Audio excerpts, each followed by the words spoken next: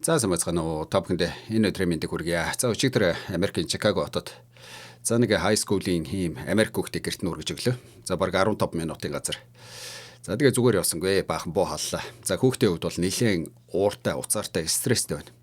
За ягаад тэгэхээр энэ Иранд болж байгаа дайнаас болоод за ер нь ингээд Америкийн татвар төлөгчдийн мөнгө шал дэмий юмд яваад байна.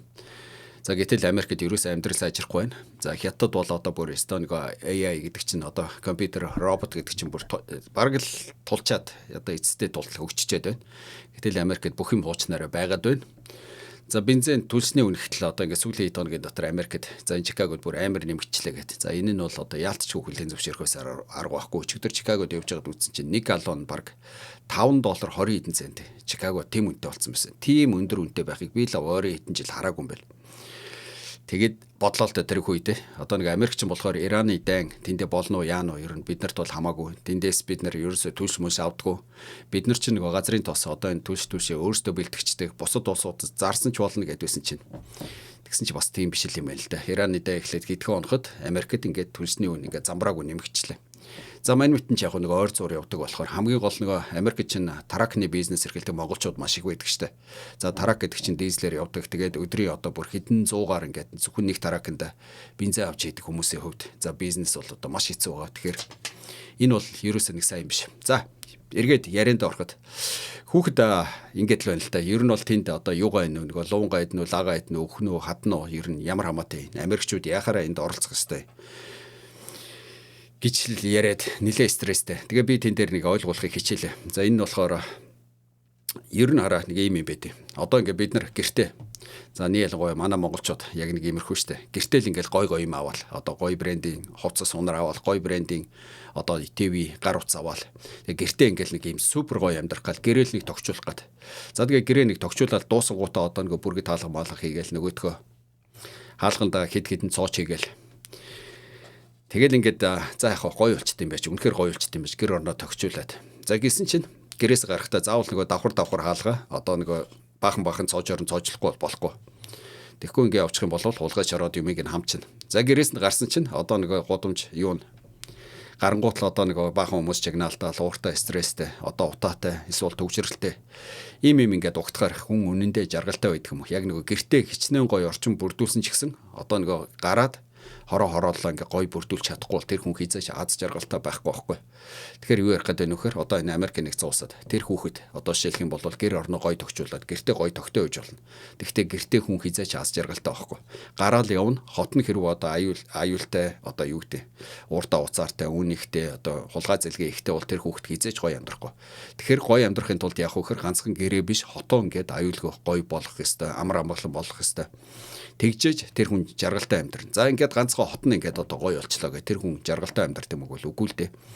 За одоо жишээлх юм бол Чикаго хот гэдэг ингээд Саут Сайд гэдэг одоо манайхаар бол одоо хотын өмнөд хэсэг гэдэг. За бараг л энэ Америкийн хамгийн аюултай хамгийн одоо риск өндөртэй гэдэг. За энд ихтэй нэг хар арьстай хүмүүс амьдардаг. За нэг буу шийдэм одоо хүчирхийлэл бараг л өдрө болгон болж байдаг. Тэгэхээр юу ярих гэдэг нөхөр энэ хүн тийм ээ за өдөр болгон тийш явдгаа гэж магадгүй гэхдээ хизээ нэгэн цагт явлаа гэхэд за эсвэл одоо найс нөхөд ах дүүс одоо юу гэдэг төрөл төрөс нь явлаа гэхэд тэнд ингээ аюултай орчин. Тэгэхээр өөрөөр хэлэх юм бол ганцхан хотоо биш одоо тэр эргэн тойрон тэр мужаа одоо манайхаар бол аймаг амар амгалан байж тэр хүн ингээ гоё амьдрах гэдэг байгаа байхгүй. За тэгвэл одоо ингээ жоохон томруулаад харъя. За нэг аймагаас гарлаа одоо мужаас гарлаа гэтэл ингээд улсын хэмжээнд ингээд аваад үзэнгүүт за улс их орн одоо дайм байлдаантай за одоо юу гэдэг стресстэй юм болвол дахиад хүн ингээд гоё аз жаргалтай амьдарч чадахгүй.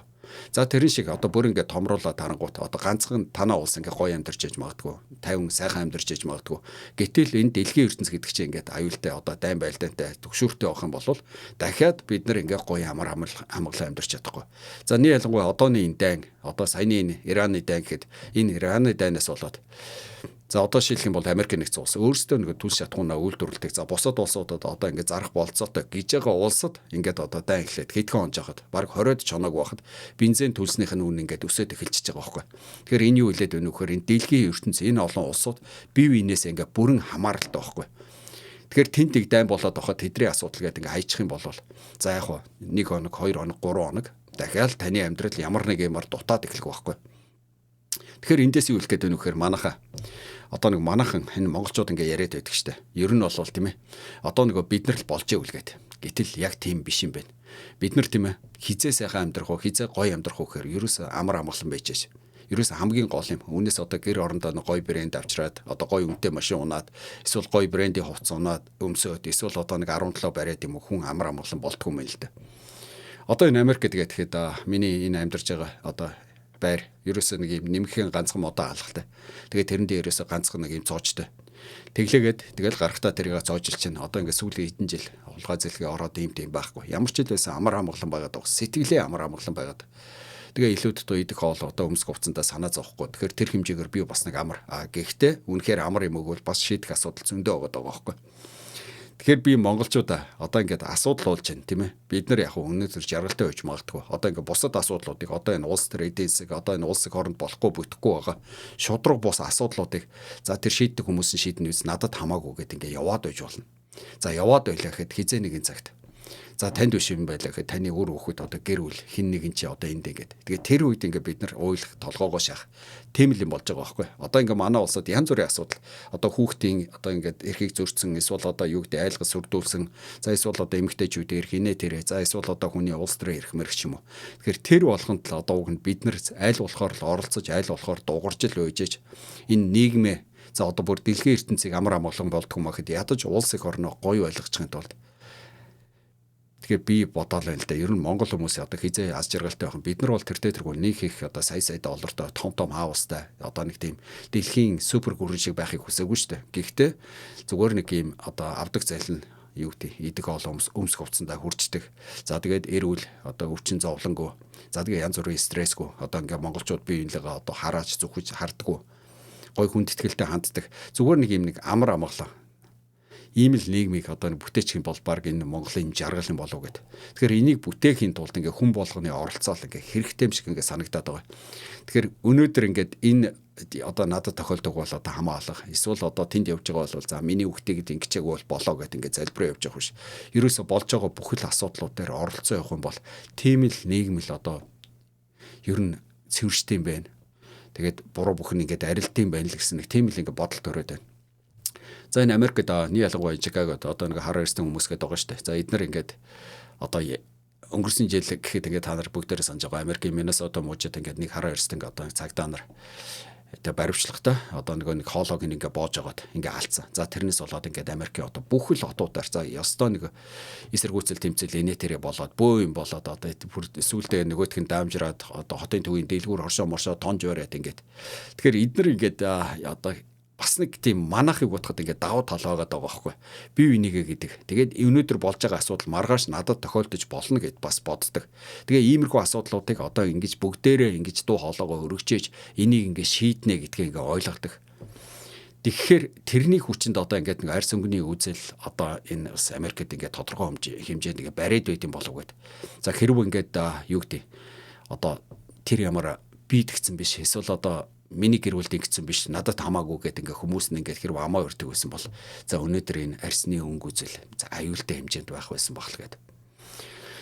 Энэ иймэрхүү нэг юм товчхон одоо юг мэрий. За ямар ч л байсан нэг юм бодогдоод тэгээд энийг тэр хүүхдэд ярьлаа.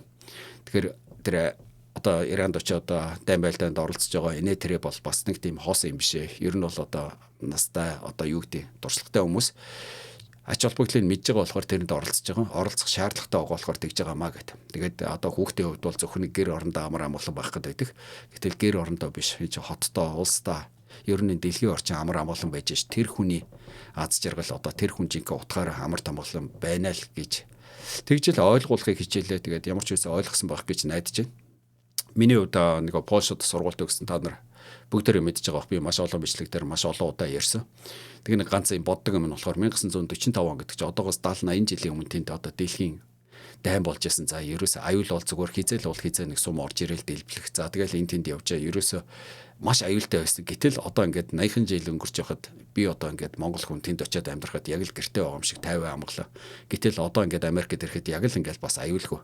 Тэгэхээр нэг ийм хорвоо ертөнц ингээд бас л ингээд 40 жил за 80 жилийн өмнөхийг бодоход улам сайжраад улам амар амгалан болоод байгаа юм шиг санагдаад байгаа байхгүй ер нь дэлхийн хаач явсан бид нар нэг тийм аюул багтаа юм шиг гэхдээ энэ бол одоо яг төгс төгөлдөр болсон гэсэн үг ерөөсөө биш дахиад магадгүй 50 жилийн дараа 100 жилийн дараа бид нар ер нь баг энэ дэлхий тэр чигээрээ бидний эх орон болчих واخ л гэж одоо ганцхан би Монгол хүн биш ер нь энэ дэлхий би одоо хаач явсан яг эх орондоо байгаа юм шиг тайван амгалан тийм болчих юм болов гэдэл найдаад байгаа шүү дээ. Тэгээд тэр болтол нь биднэрт бас хийх юм биш үү манайхаа монголчууд ядаж нэг дотроо улсыг хоорондоо амар амгалан байхын тулд хийх юм их вэ шүү манайхаа гэдгийг л хэлж дээ тийм ээ. За баярлалаа.